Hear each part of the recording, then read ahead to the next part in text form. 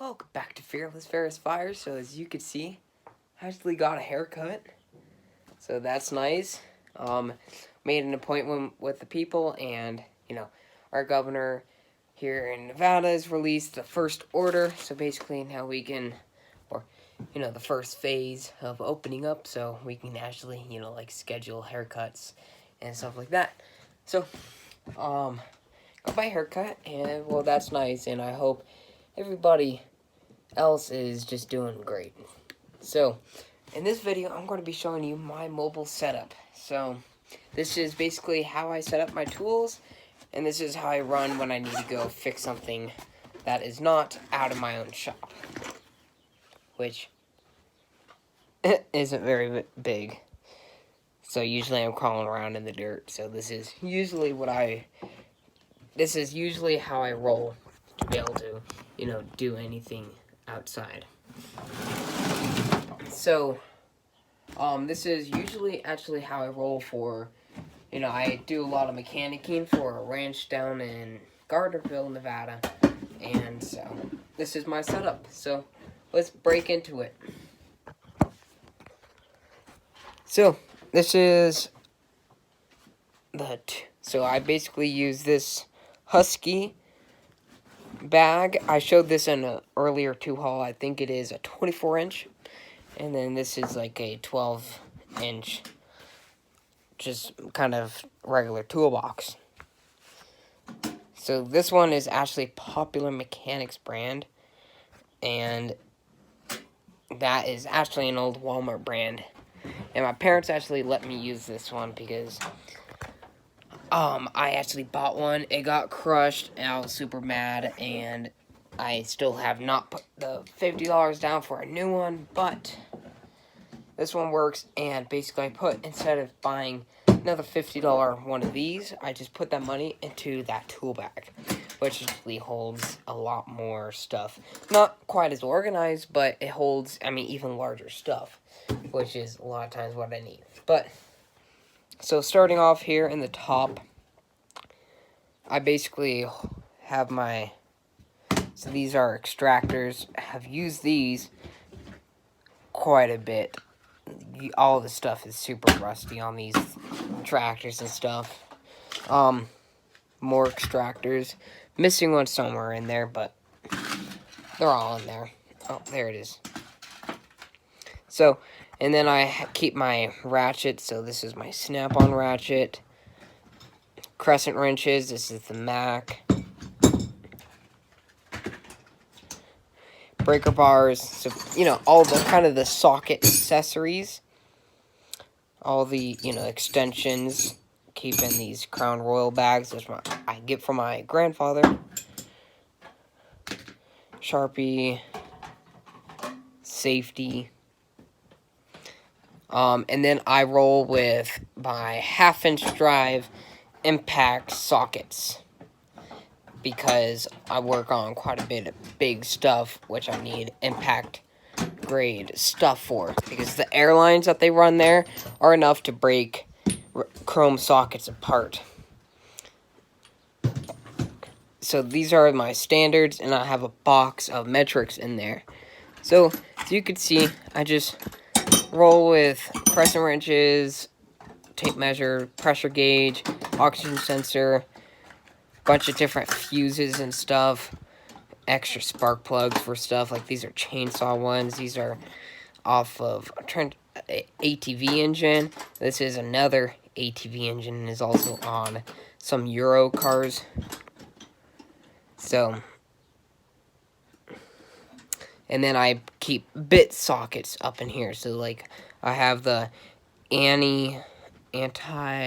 tamper-proof Torx, and just the regular Torx, and the Allens, and the E-Torx I keep in here, because for all my socket needs, I roll with this Craftsman set, which goes all the way up from 4 all the way up to, I think it's 19 millimeter, and then goes up to 7/8, and then down to 5/30 seconds. And basically has all, these are 1/2-inch drive ones.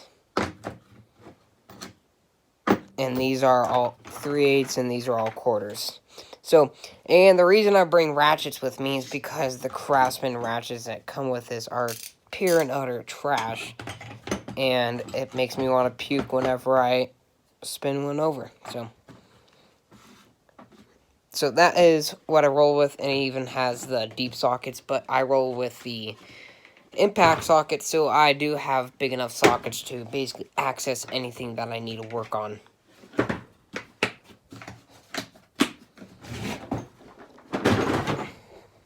Alright, so second drawer, I keep my screwdrivers, my picks, bit drivers, and bit driver and bits for the bit driver. This is my Allen key wrench set I bring with me. I do have the individual SA and metric actual L key sets, but this works for when I'm rolling. Valve stem puller and just a scraper. And tip cleaners and the large picks from Harbor Freight because I beat those to heck. And then a little pry bar. And feeler gauges. And. Down here are just all my pliers I bring. Oil filter pliers. Electrical pliers. With, like, you know, the flush cutters. I bring all three sizes of these hose pullers. Extra long needle nose, and I also have standard length needle nose in here. These kind of flat end pliers actually work well for a lot of hose connectors and stuff like that. Electrical pliers, I mainly use these for the strippers and also for the crimpers. But as you can see, the actual cutting bit on this is useless anymore because these were actually my dad's. And I actually like them, but he burnt them on some live wires, which hence why they are insulated. And so he got himself a new set, and he let me have these. Needle files. These are intentionally made or designed to pull off like those square nuts, as you can see on a lot of antique stuff that maybe you find on a farm and stuff. And they really grip any bolt very well. I mean, they will, if these are always a lot, these are, the steel in these will rip up a grade 8 bolt without any problem. Snap ring pliers, channel lock style, slip joint, American made, Craftsman's, dikes, scissors. These are like end cutters, but I have basically modified them, so basically they work for like those little hose clamps, which are hard to do with any other plier. Precision kind of pliers, and then micro needle nose and one bent and micro. My Lyman's, these are probably one of my most used pliers. These just rip everything apart. And then smaller channel locks. So, that's what I keep in this red box here. And so now, we will go on to this bag. So, this actually is from my latest tool haul. I got this bag, and this nicely holds, if I can actually get it open with one hand. Sorry about that. Kind of make the camera movement look a little less. Alright, there we go. I got this Klein meter. This is from Home Depot, and it basically, this bag nicely holds all of the leads for it and the meter really nicely. Coming into here, I have my cordless impact driver. This thing probably doesn't even do 20 foot-pounds. I mean, it is a wimp.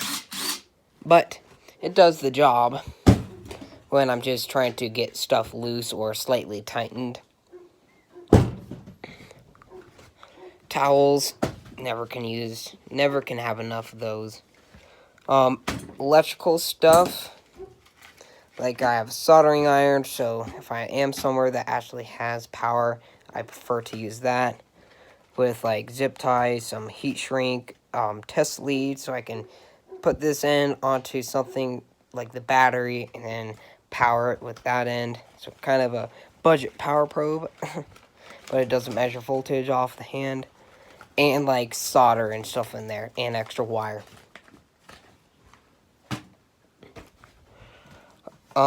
Coming down here more, I keep all my wrenches in this bag.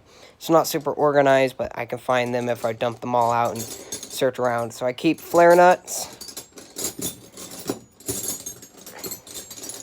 flare nut wrenches, long ratcheting wrenches, and stubby ratcheting wrenches in here. So that's all I keep in here. I keep both metric and standard in this bag. Coming down, this is my oil filter wrench that I mainly use. This thing will do, I mean, oil filter is that big. I mean, the thing is a brute. It pulls anything off you put it on. And this is a cat. If you want the part number for it, it is...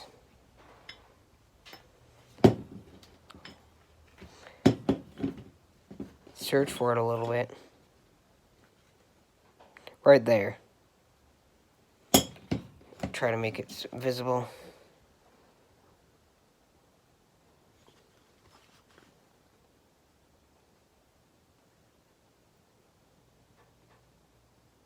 There you go.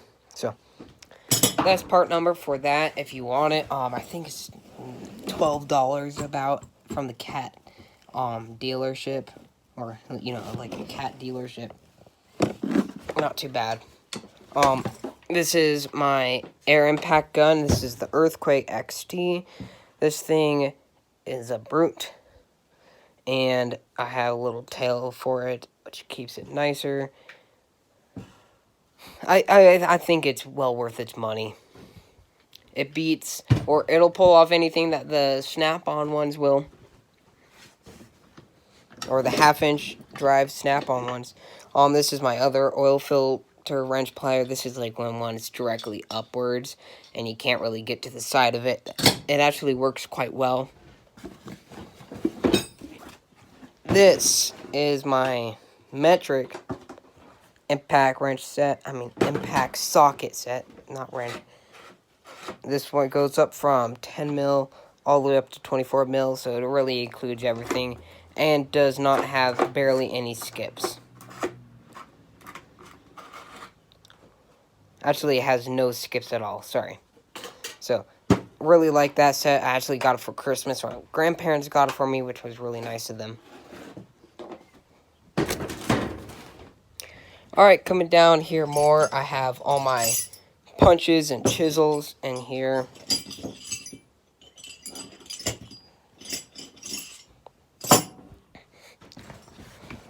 In here more drill bits.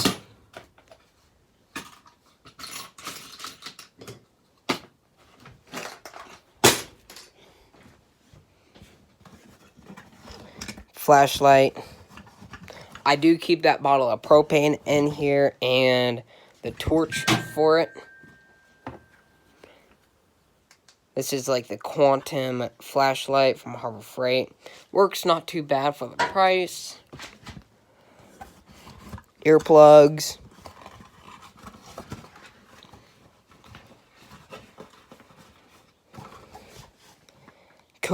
The codes book. So you have all the codes for the code reader and an infrared thermometer. So it's in those pockets. My big crescent wrench, rubber mallet, sledgehammer, and just a ball peen hammer. 26-inch